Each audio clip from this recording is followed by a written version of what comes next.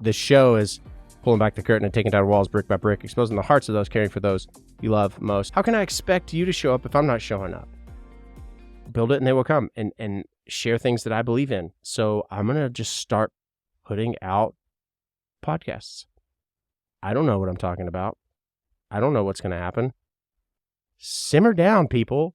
Hold the line. What if we just go live from a living room on Thursday, since the single releases on Friday? This is a week ago. And they're like, that's a great idea. I wasn't thinking that they were going to say yes. I wasn't really thinking before I even spoke.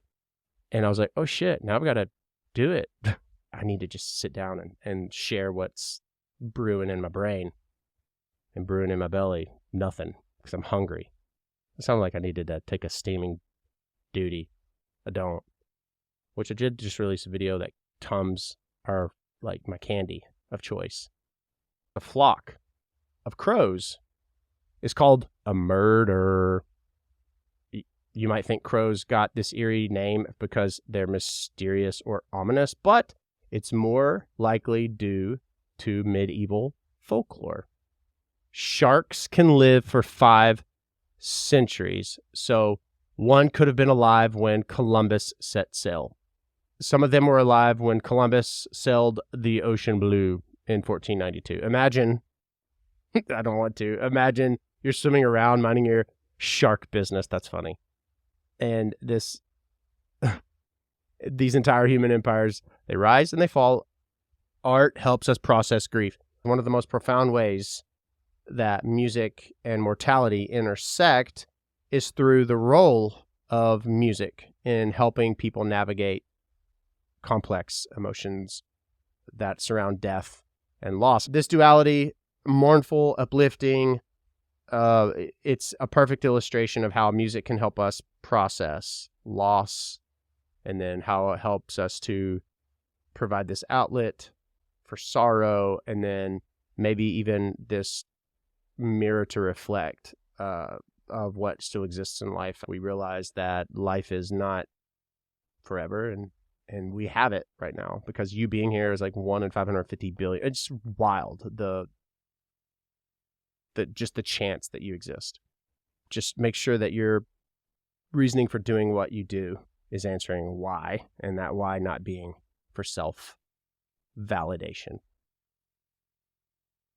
I've talked about the writing process for Yet, and how my mental health was shot, and how the peak of COVID and being the leader and smiling for everyone else, and just losing myself. I had to write because I was going nuts seeing people grieve so much. Music allows the grieving to externalize, transform someone's pain into something others are able to connect with. Take this moment, this thing, and use it for fucking good. You know, if you are self-serving, then woe is me for having to gaze upon families crying over their loved ones in the casket. You fucking signed up for being a funeral director. Are you doing what you love? If you're not, you should quit. I've witnessed how a song can change the tone drastically.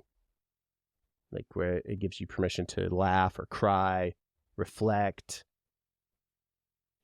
maybe question.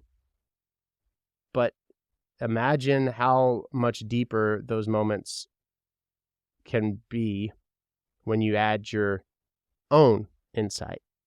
You can make every excuse to sit on your butt and watch reruns of Friends, or whatever else you're doing instead of the thing, and then expect there to be this different outcome than there is, which you'd be a dodo bird.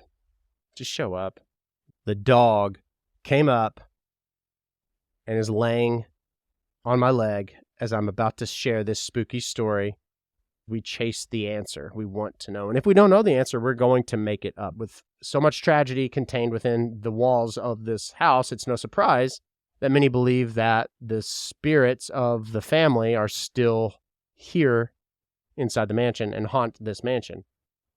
A mysterious figure, the monkey boy, said to be William Jr.'s illegitimate son, who was born with deformities and kept hidden in the mansion's attic for years. I like to learn about spooky places that I will never step my ass in. I don't want to.